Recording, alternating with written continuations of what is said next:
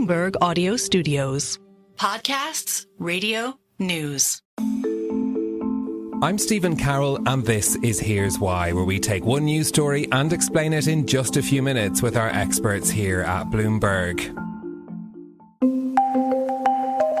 The higher the tariff, the more likely it is that the company will come into the United States and build a factory in the United States so it doesn't have to pay the tariff. The idea that Donald Trump is opening the world's markets for Americans, the ranchers, the fishermen, our farmers. I mean, these are amazing opportunities that no one in the world has ever seen. We have a situation where there's kind of a lack of data that's showing tariffs haven't filtered through to inflation. On top of that, you have a situation where tariffs are still being implemented globally as well as in the U.S. Tariffs are going to make us rich as hell. It's going to bring our country's businesses back that left us.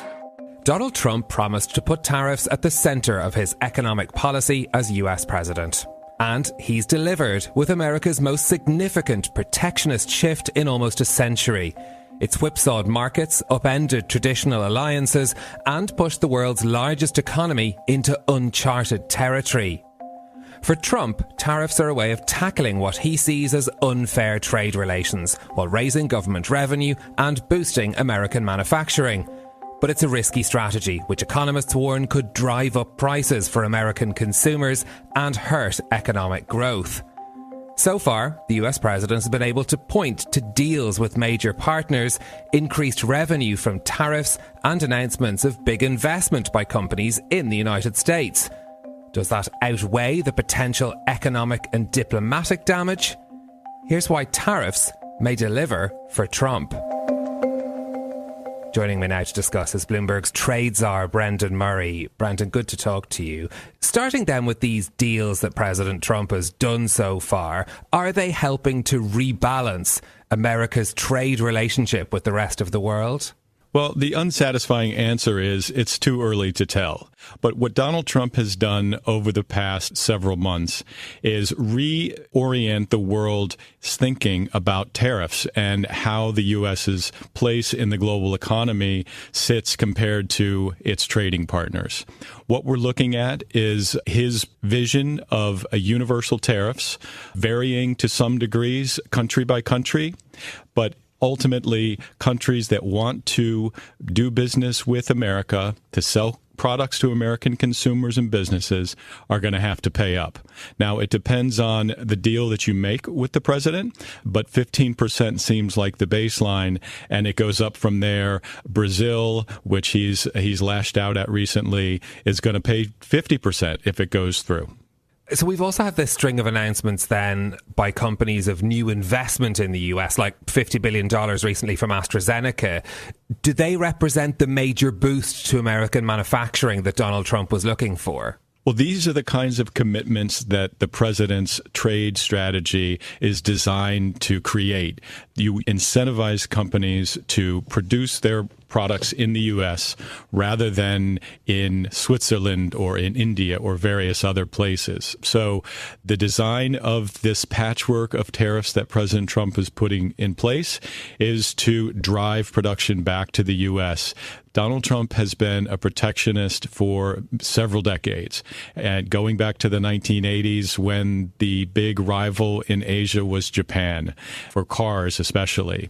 And he's acting on those instincts today, and that he sees the fact that there aren't Ford pickup trucks driving around the streets of Tokyo or Chevrolet Camaros in the streets of Berlin. And he sees that as a fundamental unfairness in the global economy, and he wants those countries to open their goods to U.S. products and to bring the production that has gone overseas in an era of globalization and low tariffs back to the U.S. Okay, so that's the goal in terms of boosting manufacturing. When it comes to the money that the tariffs are bringing in for the US government, how much do we know about what sort of revenue it's raising?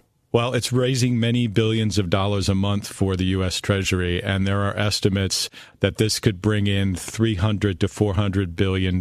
So over the course of 10 years, you're talking a couple $1 trillion, depending on how durable those tariffs are and how high or low they go.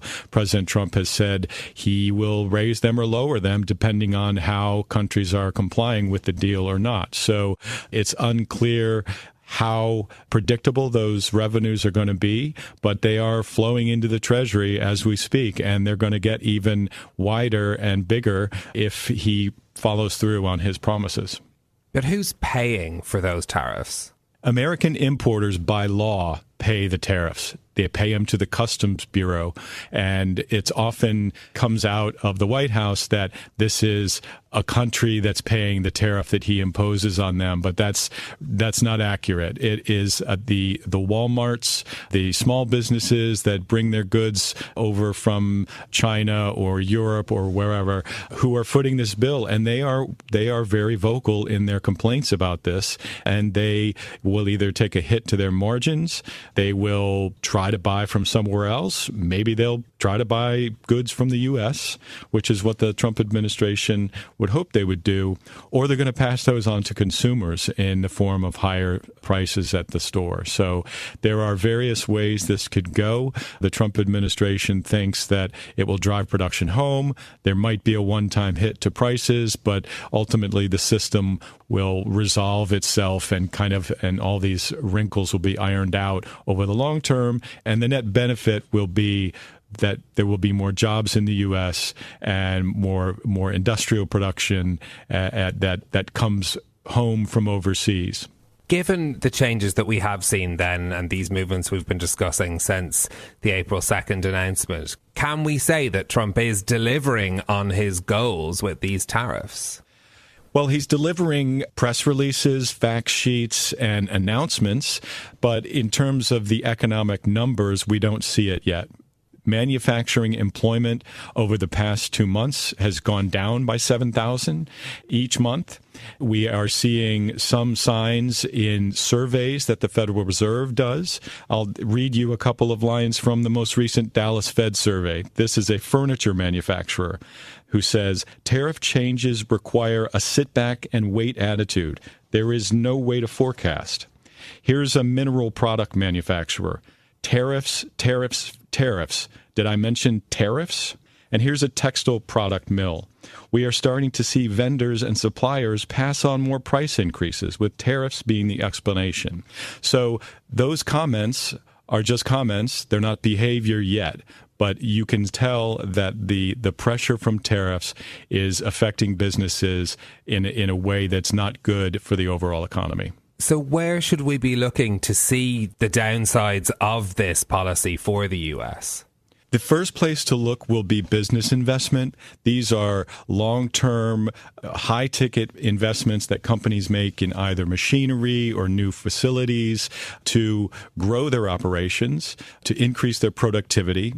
A lot of the uncertainty hovering over the global economy and the U.S. economy especially revolves around what these tariff rates are going to be like. This is a big cost that importers have to pay for. And if you don't know what those costs are, or you think they might go up or down indiscriminately, depending on the mood in the White House, then it's very difficult to make these long-term investments. So investments are sort of it's kind of the core driver of longer-term economic growth. And when it comes to what we're seeing in investment now, there seems to be a pullback in companies' willingness to spend a lot of money right now until they figure out how this tariff situation resolves itself. Of course, Donald Trump's promises are made with the U.S. in mind, but what about the rest of the world in all of this? Well, so far we haven't seen any retaliation is what you would normally see. If a country puts 15% or higher tariff on your goods, you hit them right back with 15%. And, there you have a trade war. And, whoever has the highest threshold for pain over the longer term wins. But what we haven't seen, with the exception of China, is very little retaliation. The world seems to be accepting the fact that President Trump is unhappy with these global trade imbalances and is doing something to address them. And they're dealing with it, and they're taking the hit, and perhaps hoping that in a couple of years, a new president will come into the U.S. White House and may think differently about how trade should be conducted. So at the moment, no one's really willing to stand up and go toe-to-toe with the U.S., which is what President Trump had assumed all along, that he would be able to throw his weight around and the weight of the U.S. consumer and get the deals that he wants. And so far, although the deals don't have a whole lot of substance or follow-through in them yet, that's the way it's playing out from their perspective. Okay, Brendan Murray, Bloomberg's trade czar, thank you very much. For more explanations like this from our team of 3,000 journalists and analysts around the world, go to bloomberg.com/explainers. I'm Stephen Carroll. This is Here's Why. I'll be back next week with more. Thanks for listening.